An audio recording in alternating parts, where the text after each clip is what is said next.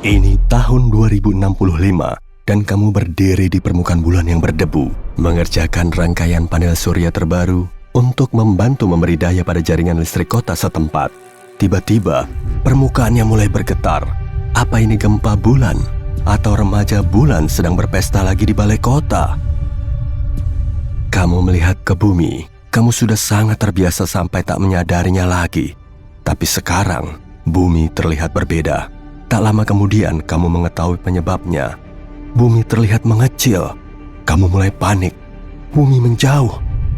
Tanah bergemuruh lagi, dan kamu mengetahui apa yang terjadi. Bukan bumi yang bergerak, tapi tempat kamu berdiri. Bulan keluar dari orbitnya dan menuju ke antariksa dalam. Tujuannya tidak diketahui. Anehnya, hal itu terjadi sekarang dan sudah berlangsung sangat lama. Itu bahkan memengaruhi lamanya hari. Pada akhirnya, bulan akan terpisah dan hal itu sangat memengaruhi laut bumi. Untuk mengetahui apa yang akan terjadi, ayo kembali sedikit agar kita punya gambaran jelasnya. Bulan sudah bersama kita selama 4,51 miliar tahun. Ada beberapa teori tentang pembentukan bulan. Yang utama adalah bulan terbentuk saat objek besar menabrak bumi muda. Tata surya awal sangat kacau. Sejumlah benda langit yang tercipta tidak menjadi planet utuh.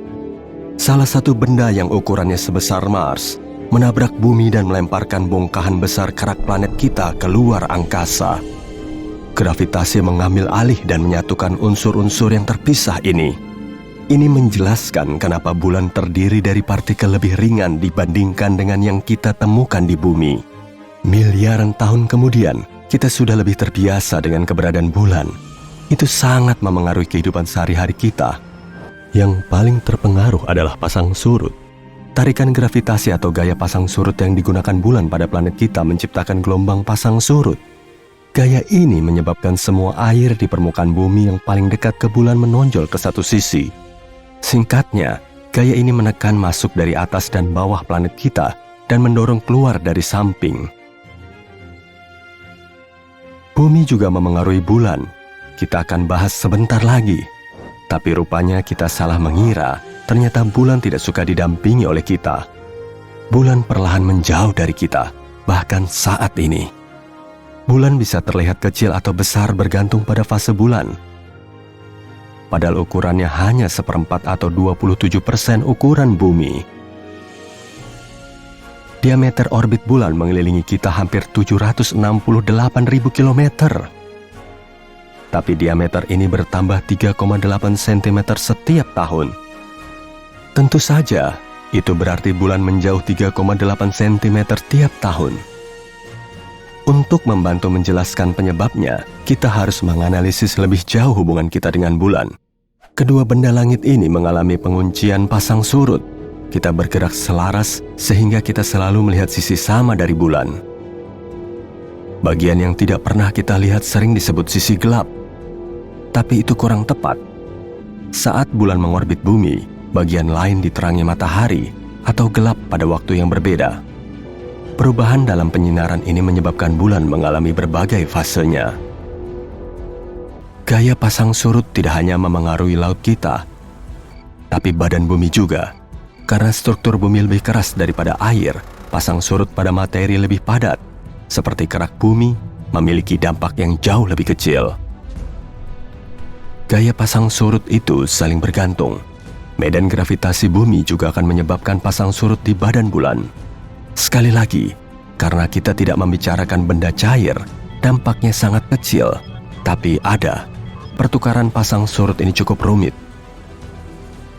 Bagian dalam kedua badan itu menjadi panas karena pasang surut ini. Seperti gaya yang diterapkan pada objek bisa menciptakan gesekan atau panasnya sendiri. Misalnya, planet Jupiter dan satelitnya, Io.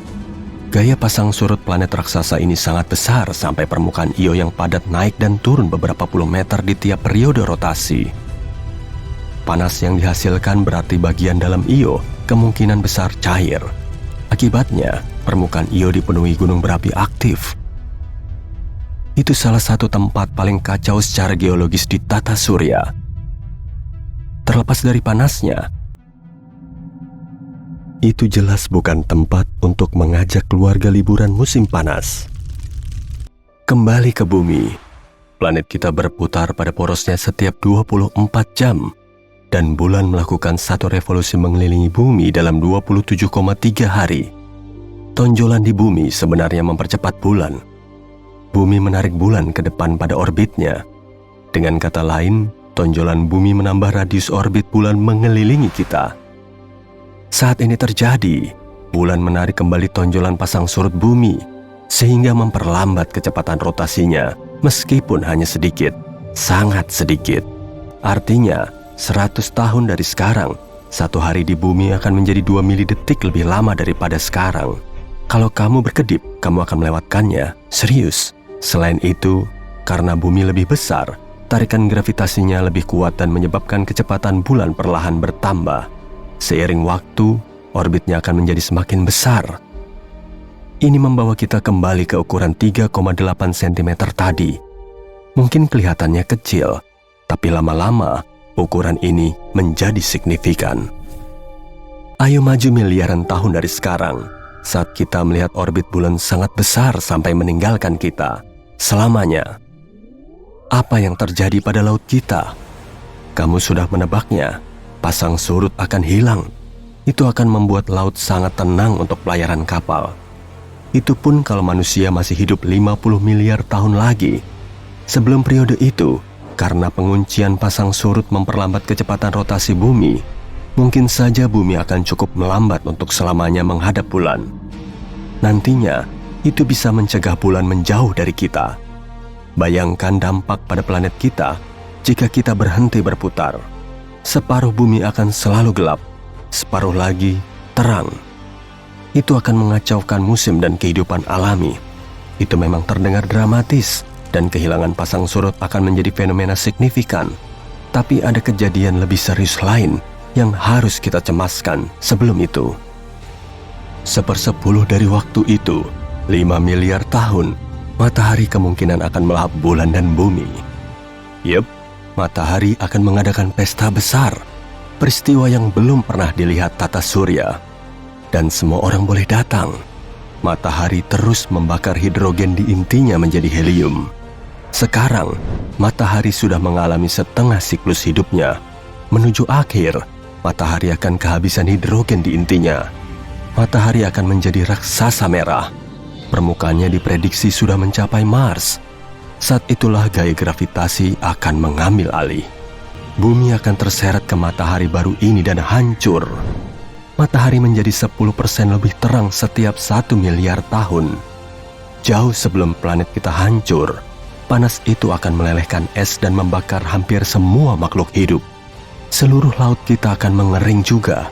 Jadi, planet kita memiliki siklus hidup 5 miliar tahun. Tapi semua makhluk di bumi hanya punya 1 miliar tahun. Kesimpulannya, bulan mungkin menjauh dari bumi, tapi matahari akan memusnahkan keduanya sebelum pasang surut hilang. Ayo beralih dari objek panas itu dan kembali ke hubungan bulan dan bumi yang seperti saudara.